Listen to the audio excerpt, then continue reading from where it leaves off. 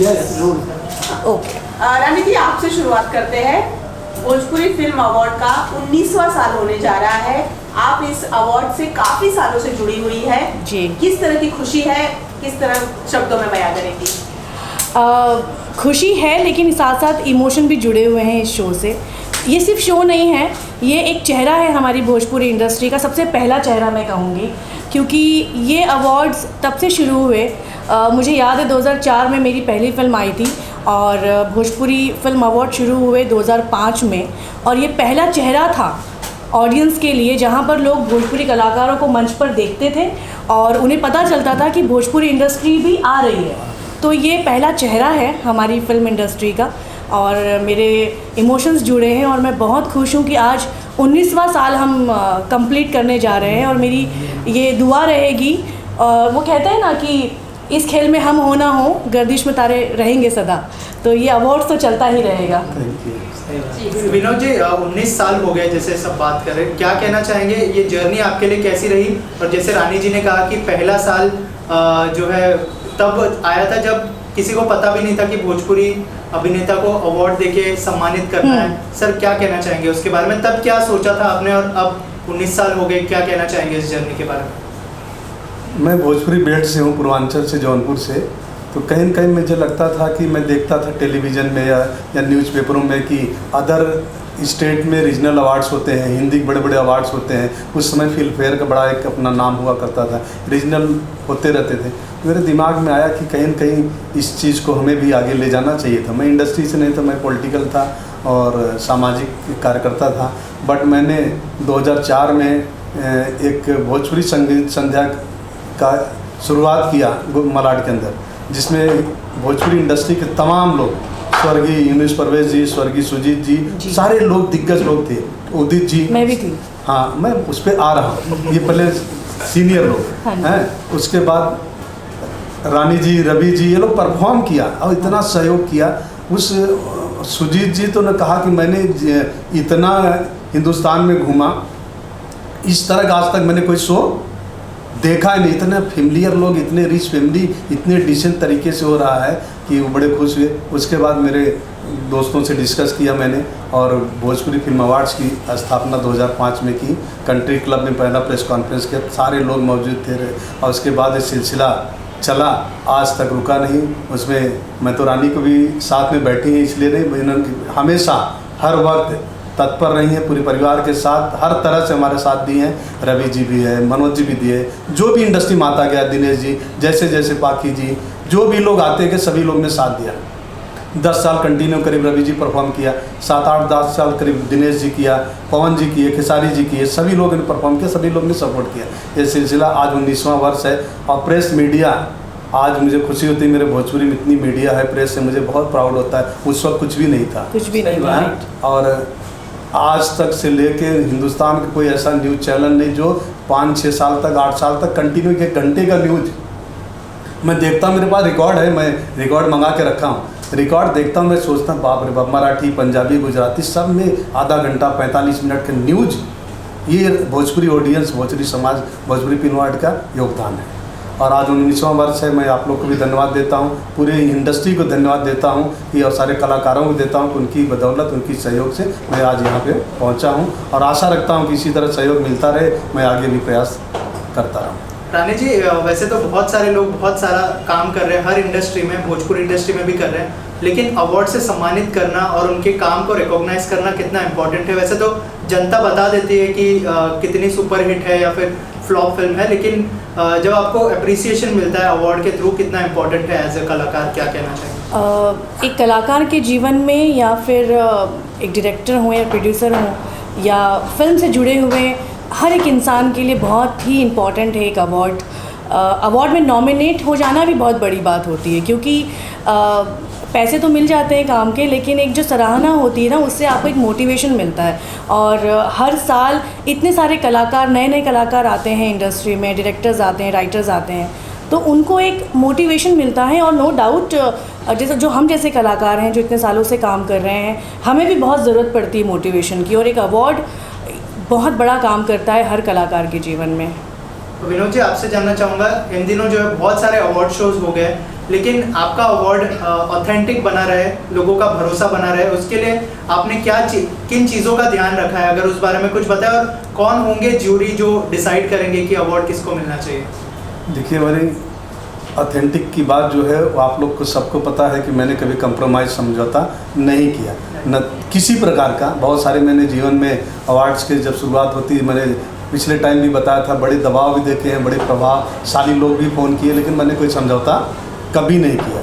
तो वो सिलसिला तभी, उसमें वो ईश्वर की कृपा है, आप लोग की ब्लेसिंग, 19वां वर्ष है। कभी भी बहुत लोग खरीदने की कोशिश किए, दबाव बनाने की कोशिश की, बहुत सारी चीज़ें जो शेयर नहीं कर सकता हूँ, और उसका नतीजा है कि आज 19वां वर्ष हम तय कर रहे हैं।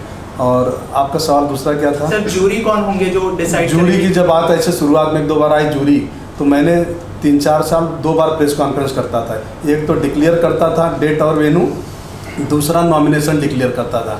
जब जूरी को बिठा दिया सामने, सारे इंडस्ट्री के सीनियर लोग बैठे थे 3-4, उसके बाद कोई सवाल जवाब करना ही बंद कर दिया। इसलिए जूरी को हम अब डिक्लेयर नहीं करते, 4 साल किया, बिठा के किया कि भाई योग्य है कि नहीं है। हम आपके लिए न्याय की बात करते हैं कि आपको अवार्ड देते हैं, आपकी काबिलियत पे वो आपको जो आपकी काबिलियत तय कर रहा है वो योग्य है कि नहीं है। आप स्वयं देख लीजिए। जब उन्होंने देखा तो सवाल जवाब वहाँ से बंद हो गया। जूरी की इसलिए हम घोषणा नहीं करते, कारण कि उसको प्रभावित करते लोग, इसलिए। और हमारा ये प्रयास है निष्पक्ष हो, निस्वार्थ हो, वो सिलसिला चल रहा है, कोशिश भी आगे जारी रहेगी। सर, इतने सालों में हमने बड़े बड़े कलाकार देखे, रानी जी भी इस साल नजर आने वाली है। इसके अलावा कौन से कलाकार इस साल अपना प्रेजेंस, मौजूदगी दर्ज कराएंगे इस अवार्ड शो? प्रेजेंस में मेरे ख्याल से करीब सारे लोग हैं भाई, इतनी बड़ी इंडस्ट्री है, बहुत सारे प्रोड्यूसर शूटिंग कर रहे हैं, सामने ठंडी के मौसम है और उनको भी जल्दी कंप्लीट करना है। साथ कुछ लोग आगे पीछे हो सकते हैं, करीब 80% तो सभी मौजूद हैं, 80-90% मौजूद हैं। और परफॉर्मेंस तो आप देख ही रहे हैं कि सारे सीनियर कलाकार और जो नए कलाकार आते हैं वो भी लोग, उनको भी हम मौका देते हैं परफॉर्म करने का, उनको भी अच्छा लगता है, मुझे भी अच्छा लगता है। कोशिश है बेहतर करने का और जारी है। बाकी सवाल है, यहाँ इस साल हमारे बीच में मैं अरशद खान जी नहीं हैं, जो 18 साल तक उन्होंने हमारे साथ कंधा से कंधा मिला के, भोजपुरी इंडस्ट्री के नहीं थे, लेकिन भोजपुरी फिल्म इंडस्ट्री के हमारे व्यक्तिगत संबंध को देखते हुए इन्होंने भोजपुरी इंडस्ट्री को सजाने संवारने का काम किया। दुर्भाग्यवश आज हमारे बीच में नहीं हैं और मुझे बेहद कष्ट है उस बात का। और मैं क्या उसकी जगह पे हमारे छोटे भाई प्रमोद शास्त्री जी इंडस्ट्री के डायरेक्टर है, इस साल कमान कैप्टन इनको बनाया हूँ अवार्ड का, ये जिम्मेदारी संभालेंगे। अब आप इनसे सवाल जवाब कर सकते हैं। परफॉर्मेंस की जिम्मेदारी संजय जी हमेशा निभाते रहे हैं बेहतर तरीके से, अब इस साल कैसे निभाएंगे आपका सवाल इनसे हो सकता है। प्रमोद सर, आप इस भोजपुरी फिल्म अवार्ड से जुड़े, आप तो डायरेक्टर भी हैं जी, तो क्या कुछ होगा, किस तरह की सोच है, किस तरह की फिल्में को अवार्ड दिया जाएगा? असल में तरफ से किस तरह की तैयारियां चल रही हैं? 26 कैटेगरीज होती हैं हर तरह की, जैसे एक्शन की हो गई, सॉन्ग की हो गई, बेस्ट डायरेक्टर हो गया, बेस्ट एक्टर हो गया, इस तरह की 26 कैटेगरियाँ होती हैं हमारी। और सब जूरी कमेटी वाले फिल्म देखते हैं और इसका एक प्रॉपर एक तरीका होता है कि एक फॉर्म फिल किया जाता है। जैसे अभी इस साल अवार्ड हो रहा है तो 2023 की रिलीज़ 1 जनवरी से लेकर के 31 दिसंबर तक की जो भी रिलीज़ फिल्में हैं, प्रोड्यूसर्स उन फिल्मों का हमारी कमेटी का फॉर्म लेता है, उसको भरता है, फिल्में भेजता है, फिर पूरी कमेटी उस फिल्म को देखती है, फिर वो तय करती है कि किसको क्या अवार्ड मिलेगा। हिट और फ्लॉप फिल्मों को हम ध्यान में नहीं रखते, फिल्मों की क्वालिटी को ध्यान में रखते हैं। क्योंकि कभी कभी आप लोग देखते होंगे कि बहुत अच्छी फिल्म आती है लेकिन उसका टाइम ठीक नहीं होता, वो नहीं चलती है। तो जूरी कमेटी और जो इस तरह के लोग हैं वो फिल्म की मेकिंग और फिल्म की क्वालिटी क्या है इस पर ध्यान देते हैं। कौन सी फिल्म क्या अच्छा संदेश दे रही है भोजपुरी कल्चर को बढ़ाने के लिए, इंडस्ट्री को बढ़ाने के लिए, इस तरह के अवार्ड होते हैं।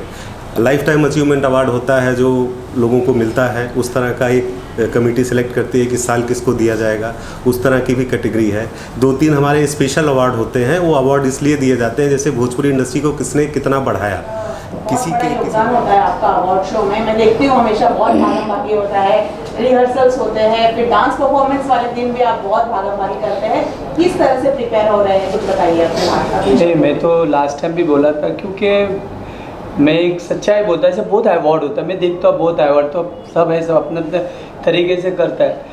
ये तो विनोद जी का तो बहुत बड़ापन है, तो मैं जो भी कर, मुझे मैं हिंदी का, मुझे चले हिंदी का मैं अवार्ड शो कर रहा है, क्योंकि विनोद जी में कोई चीज़ का कॉम्प्रोमाइज़ नहीं है। वहाँ से मैं 15 दिन रिहर्सल करता हूँ। और मुझे मतलब ये विनोद जी मुझे ये नहीं बेटा तुमको जो ज़रूरत है वो तू मेरे से मांग, मैं सब दूंगा। आज मैं 15 दिन रिहर्सल करता है पूरा एकदम अप टू डेट, मतलब कोई चीज़ का कमी नहीं, ये नहीं वो नहीं। वहाँ से जो आपको प्रॉप्स चाहिए प्रॉप्स जो चाहिए उसका अवेलेबल प्रमोद जी करता है और मेरे को अच्छा भी लगता है काम करने के लिए। और क्या बताऊँ मैं, अवार्ड का बोला जो नॉमिनेट का जो बोलता है प्रमोद जी, विनोद सर का ऐसा है वहाँ कोई भी कितने बड़े बड़े तोप भी उतरूंगा उधर कुछ चलता है नहीं। जो कमेटी डिसाइड करता है इसको जेन्युइन है, इसको देने का, इसका उसको देना ही देना, उनको ही देगा।